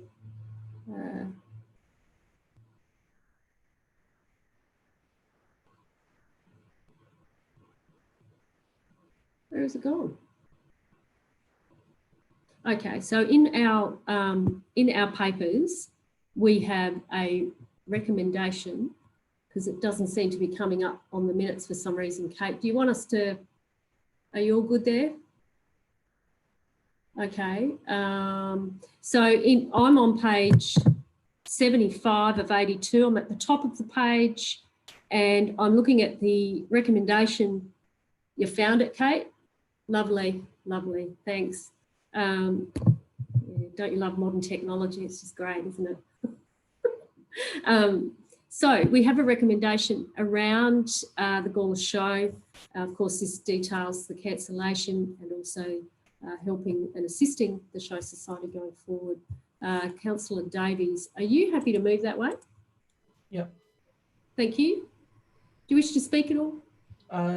Yeah, just to say that I hope that we can, with the help of staff, help the Gawler Show get to a point where they're able to be self-sustainable again. They've even before all of this struck, they were struggling financially in terms of making up the numbers, and it was something that they were hoping for council assistance with. So this gives us hopefully more time to make sure that that we can help them get off the ground again. Thank you. Now, Councillor Fraser, are you happy to second? Yes, I am. Do you wish to speak at all? No, not really. Thanks. Thank you. Councillor Hughes, your next cab off the rank, and then Councillor Shanks after that. Yeah, I'd like to echo the comments of Councillor Davies, because this is our biggest event that we have in our town each year, but it does need to be sustainable. And yeah, I believe that with the assistance that staff have, that they should be able to achieve that. Staff have worked with other community groups recently and got some wins on the board with the Caribbean sporting associations, which was 5 or 6 different groups working on the same space. So I'm quite sure that they'll be able to work with the Show Society and get some good results as well. So I think it's a good way forward. Thank you. Councillor Shanks. Yeah, the Gawler Show, very, very sad to see it not happening this year. I completely understand why. I just had a question, and this, I might have missed it in the report, but are we actually, by the Gawler Show not going ahead, are we saving anything as a council? Like, were we putting any money into traffic control, those sorts of items, or is that solely funded by the show? Yeah, that's a really good question. Thank you, Councillor Shanks. Erin Finlay, where are you? You were here. There you are. Welcome, Erin. Hello. So yes, hello everybody. So through the mayor, we will be making a bit of a saving. So it's about, correct me on the figures, it's probably about $40,000 commitment we normally make. So we're actually renegotiating the sponsorship agreement at the moment. So for us, that's why we're looking at still making a small financial commitment. Some of that's in kind and some of it's cash, but there will be a saving to the organisation as a result. That addresses that. I think the fact that we haven't been able to have a show, I think there was a letter to the editor today from the president in the Bunyip, just saying how this is the first time they haven't had a show since World War II. So it is an uncharted territory, isn't it? But it is what it is. And yeah, it's all about supporting them, isn't it? Okay. Any other discussion? councillors, there be none. Now, Councillor Davies, are you happy for me to put the motion? Thank you. I'll put the motion. All those in favour, please click yes. All those against, please click no. It is carried unanimously. Thank you. Now, Councillor Samble, we are now moving to 7.2, the car club. Okay, and I am on page 75, down the bottom of the page. Now, Brian, Councillor Samble. Yes, I'm a member of the Gawler Vintage Veteran Car Club, but I don't believe that I've got a conflict of interest, but I will take advice from anybody that thinks I have there. But certainly I would ask that all councillors will support this venture. It is going to be a fantastic venture, and as worded in some of the documentary that we've received and the information, the only thing I've sort of got a little bit of a problem for, if I may say so, Mayor Karen, is in the actual where it's registered as item 1, it actually, the wording, it says expanding on the Williston Willows shed located at Little Paxton Street by possible establishment of a second men's support program. Well, the 325 women that are members, along with their children, aren't very happy with the way that's worded. Now, I'm just wondering whether that can be changed, because it's certainly not the same as the Willow Shed. So I'm not sure who actually... You're moving this way, Brian? Is that what you... Certainly move this way, as long as that line can be changed, because there is 400 members, male members, and 325 women and children members. I just about possible establishment of a support program provided by Gawler VVCVC. So just take out the second men's. You probably just establishment. Well, it's completely different to a men's shed. Yeah, it is. Located at Little Paxton Street by the possible establishment of a facility provided. Does that sound better, Brian? Yes, certainly does, and I thank you for that. Yeah.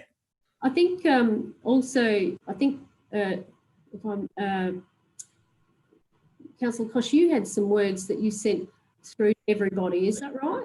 Oh, well, I sent it through to governance. I'd just like to add the words in point 3 at the end of where it says cost of $7,500, just add the words subject to prior satisfactory leasing agreement between council and the car club.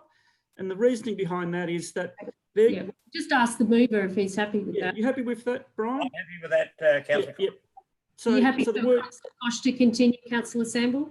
Yes, I certainly am.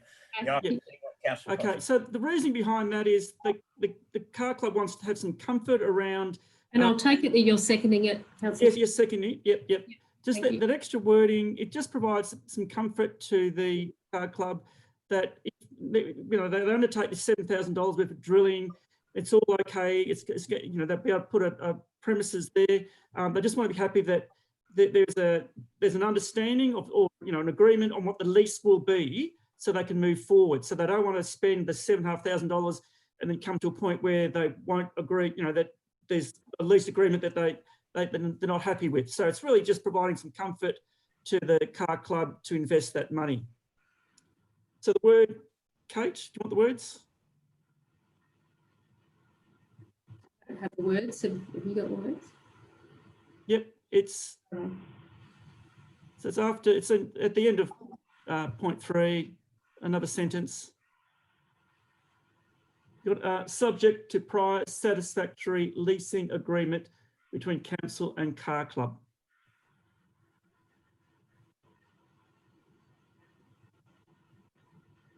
Yep.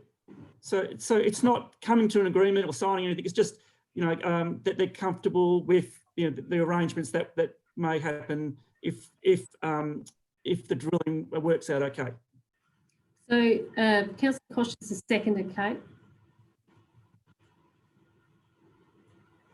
Okay, open it up for discussion. Councillor Tooley and then Councillor Fraser.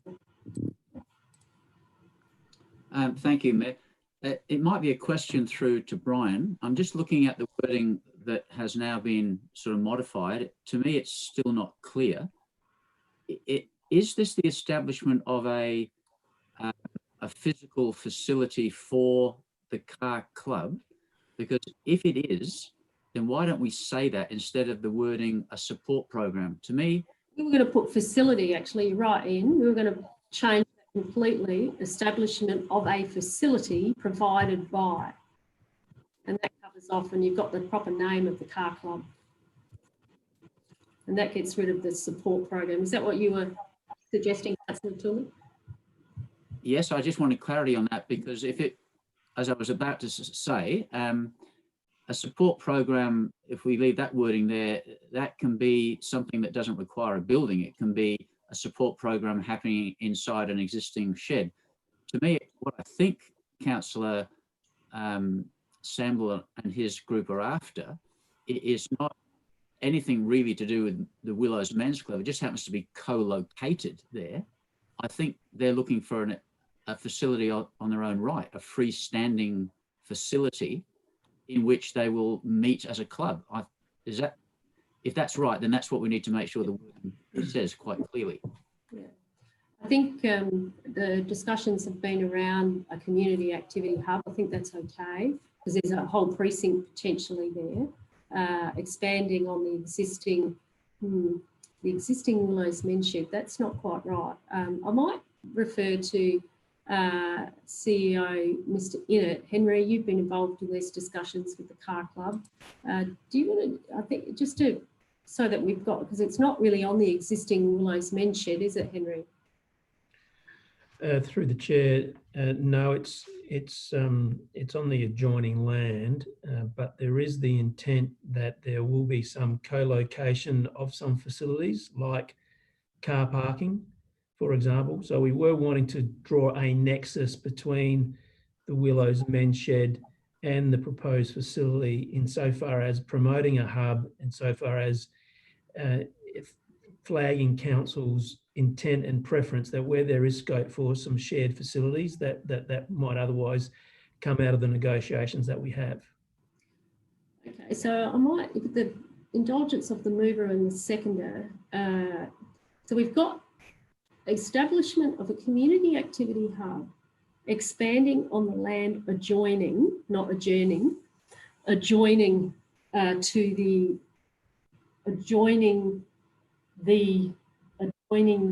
existing Willows Men's Shed and located at Little Paxton Street.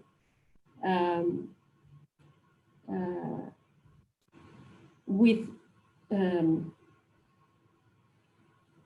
possible establishment through the possible establishment of a facility provided by the car club, effectively, in partnership with the town of Gorda.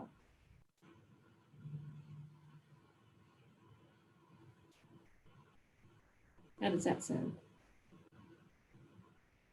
Okay, I'll go back to you, Ian. Could I just ask the question to CEO Annette? The way that looks now at point one, we are talking a facility, and I presume that that's reinforced by point four, because I'm presuming that you wouldn't need that expensive drilling if it was just for a car park.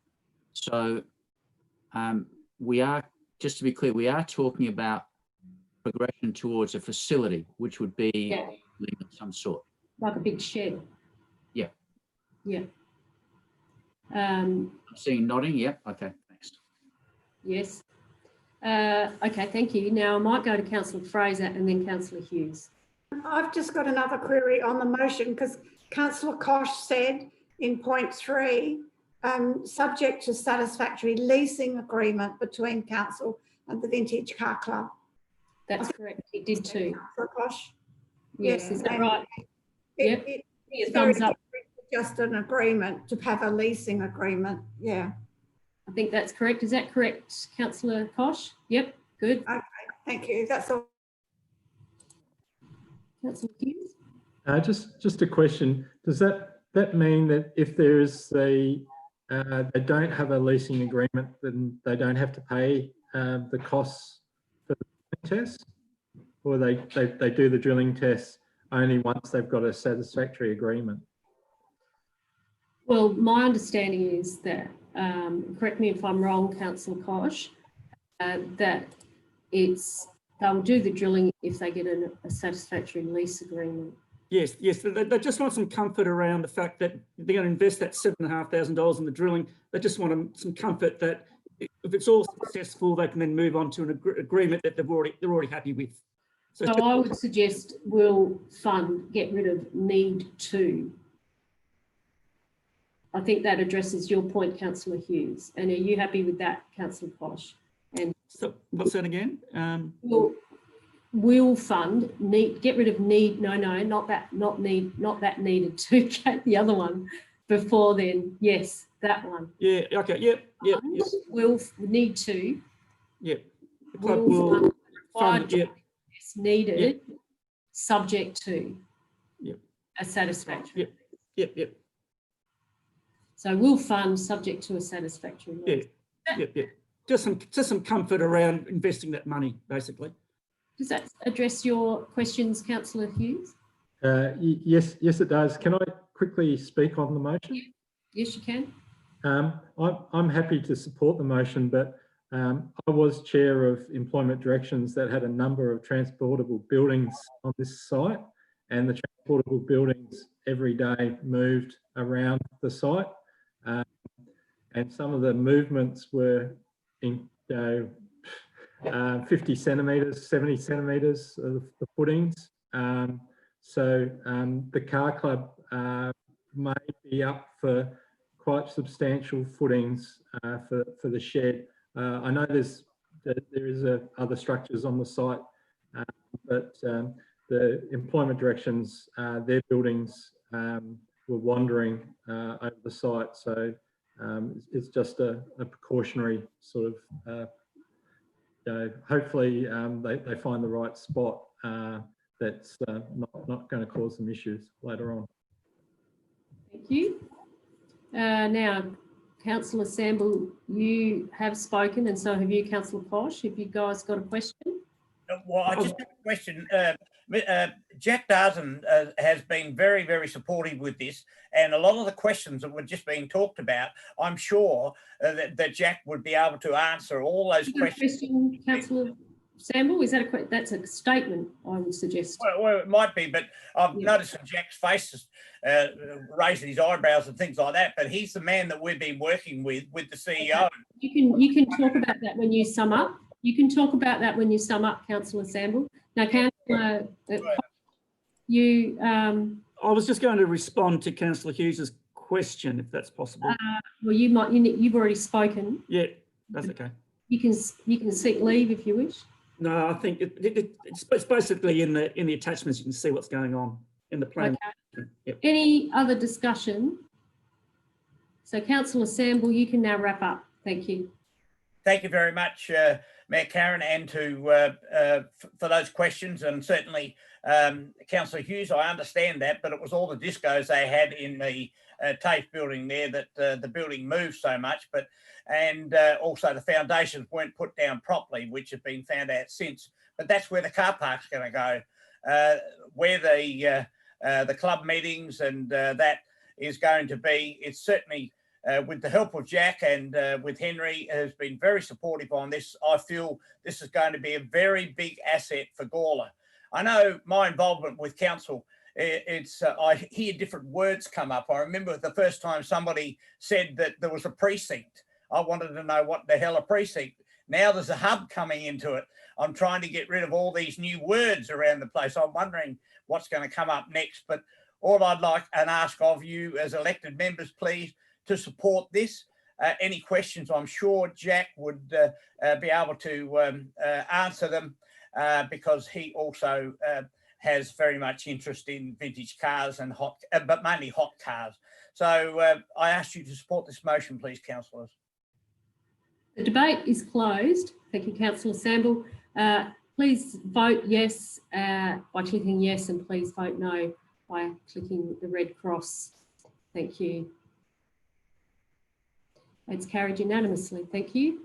Now moving on, we have one more from the CCS committee, and that is item 7.3 around the Gorma Fringe review, and an update report will be presented in July to the CCS. Happy to accept the office, a mover for the officer's recommendation if you so wish, councillors. Councillor Davies, are you happy to move that way, Councillor Davies? Yep. And Councillor Hughes, are you happy to second? Yes, I am. Mover, do you wish to speak? Seconder, do you wish to speak? I'm good. All good? Seconder? Yes, I am. Yeah, happy. Happy? Thank you. Other discussion, Councillor Shanks. You've got the floor. Do we think that, again, I might have missed something here, is the Fringe going ahead this year, or is that another one that we're not able to advance with? Well, the Fringe was in March for this year. Sorry, yes. That's okay. Let's hope for next year, and there'll be a report coming up to July for the CCS. So let's hope so. And sorry, I guess a follow-up then. So in March, by the restrictions and everything that went on, was there a much of a saving in that side of it as well? That's a really good question. We actually delivered our Fringe event before the state of emergency came in place, I'm pretty sure. Is that right, Erin? Yeah. We just snuck it in, did we? Oh, perfect. I think so, yeah. And Erin's nodding. Yeah, because it came in right, it was sort of early March, really late February, early March, wasn't it? Yeah. Well, as a councillor, I should have known that, so my apologies. Oh, no, yeah, there's lots happened since then. Absolutely. Oh dear, yeah, lots of things happening every week, isn't there? Okay.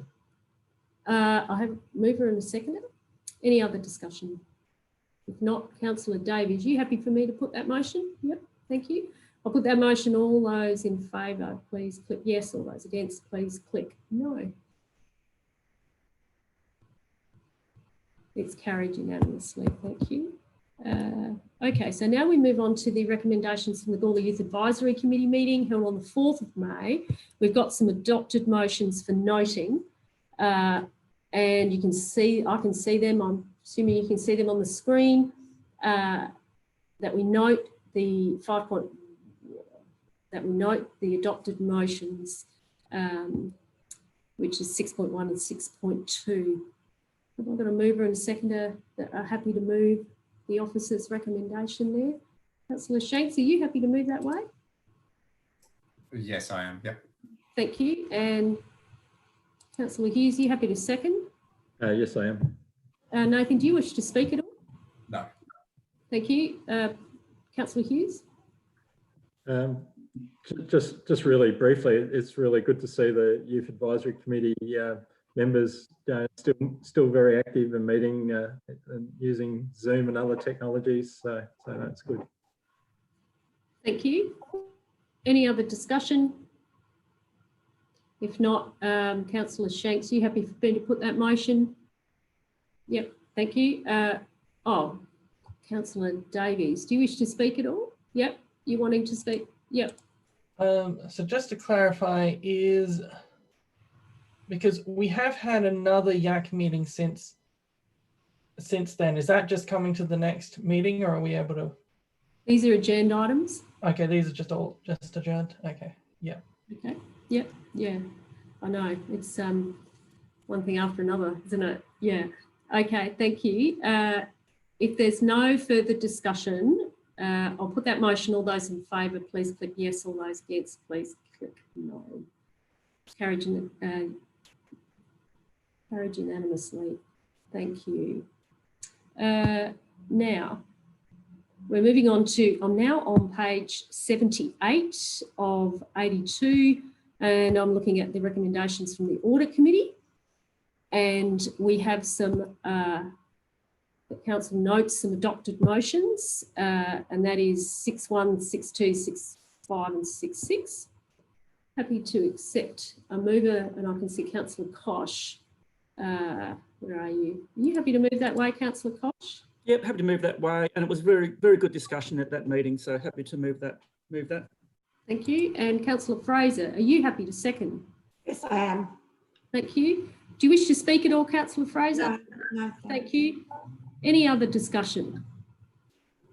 If not, I'll put that motion. All those in favour, please click yes. All those against, please click no.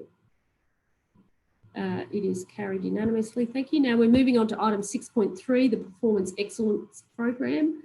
It's really good to see this, this data come up. It's interesting to see how we compare against other councils across Australia. And this recommendation notes that report and also further investigates any results, and those findings of the results will be presented to a future meeting of the Audit Committee. How do you wish to proceed, Council? Councillor Hughes and Councillor Fraser. Are you happy to move that way, Councillor Hughes? Yes, I am.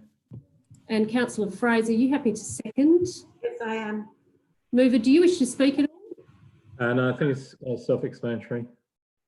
Seconder, do you wish to speak at all? No. Thank you. Any other discussion?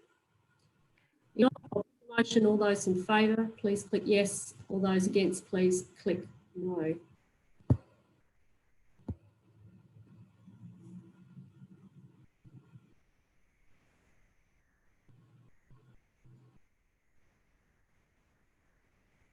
Councillor Little. Where's Councillor Little? Is he stepped out of the room? He's stepped out of the room. Okay, so it is carried unanimously. Thank you. Has it been noted that he stepped out of the room? Thank you, Kate. If you could note, well, you may well have noted it. I've only just realised. Okay, so that concludes. Have we got one more to do? We've got one more to do, haven't we?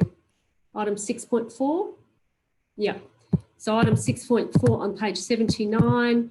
And this is the external auditor management letter. We have Galpins, who are the new auditors, and are working through our papers and our financials, which is always good to get a fresh set of eyes. Councillor Fraser, are you happy to move? Yes, I am. Motion, and are you happy to second, Councillor? Yes, I am. Thank you. Mover, do you wish to speak at all? I need to say that it was interesting to read somebody else's report and the different auditors and the different, probably the different things that they look at. So it was quite interesting. Thank you. Seconder, do you wish to speak at all? Just agree with Councillor Fraser. I think it's really important that Council changed auditors and companies completely. It's really good governance, and I know it's a lot of extra work for the staff, but it does bring a completely different perspective. So that's good. Thank you. Any other discussion on this matter? If not, Councillor Fraser, if you're happy, I'll put that motion. Are you happy? Yeah, thank you. All those in favour, please click yes. All those against, please click no. It is carried unanimously. Thank you. And now that concludes the recommendations from committees. There is a question on notice from Councillor Tooley, and the answer, Kate, is being provided in as we speak. And thank you very much. And now we move on to, oh, sorry, Councillor Tooley. Yeah, thank you, Mayor. It seems to vary, but sometimes you go to each of the questions and we speak to them. No, I don't. We have question notice and an answer is provided, and then it's included in the minutes. And so that's included is the answer is provided. So you don't speak to a question. The question is in the agenda, which you've done so, and the answer has been provided, and that will be included in the public minutes. If I might, Mayor, just it wasn't that long ago you stepped out and you split questions on notice into two. You dealt with some of them.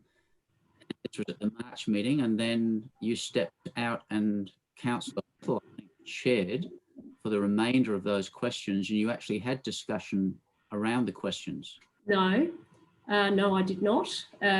I have, these are questions that have been accepted and the answer is being provided. Thank you. So we'll keep moving now. Thank you. And the answers will be in the minutes, in the public minutes. Thank you. So now we move to a notice of motion from Councillor Shanks. Now, Councillor Shanks, I believe this was included in last week's council meeting, incorporated in another motion. Do you still wish to move this motion? You can withdraw it if you wish. Yeah, no, we covered it in the accepting of the report for the Gawler Business Development Group. A little bit of a cheeky move there, but I didn't see that. I didn't realise we were doing a special council meeting, so we're all good. I'll withdraw. Are you happy to withdraw that motion? Yep, I'll withdraw. Thank you. Thank you very much. Okay, so now, thank you. So now we move on to, there are no questions on notice. Questions without notice. Councillor Tooley. Yeah, thank you, Mayor. I have 6 questions without notice. The first question, recently there was an allegation of a leaked confidential document. I'm now aware that the Ombudsman has now completed his investigation. My question is, will that document now be made available and tabled at the next ordinary council meeting, according with point 7.2 of the complaints handling procedure, which says that such reports can be tabled if the person who is the subject of the report requests that. Well, I was the subject of that Ombudsman's report. That Ombudsman report has now been released. The Ombudsman has said to me that it is available as a public document. And so I'm requesting that that Ombudsman report be tabled at the next ordinary council meeting. I have not received that, I don't believe. So I don't think I'm aware of what you're talking about, but CEO, I might refer to the CEO to that.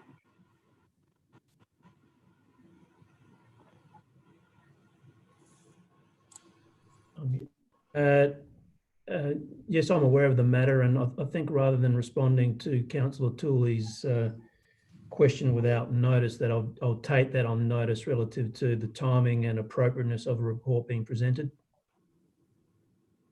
Okay, thank you. Any other questions without notice? Yes, Mayor, I said I had several. Yep. Mayor, if you remember, I said I had 6 questions without notice. So yes, that was my first one. And it's been noted that I formally request, according to item 7.2, that the Ombudsman report is released. He has said to me that it can be made public. I can make it public, but my request is that it is tabled according with council policy. Okay, what's your question? Question 2. If councillors have complaints about an elected member's behaviour, how should those complaints be dealt with? Okay, well, we've got a policy. We've got a council policy. So the answer is that there is a council policy. There's a range of options. However, we will take that on notice and provide a detailed answer. Thank you. Your next question, Councillor Tooley. Thank you.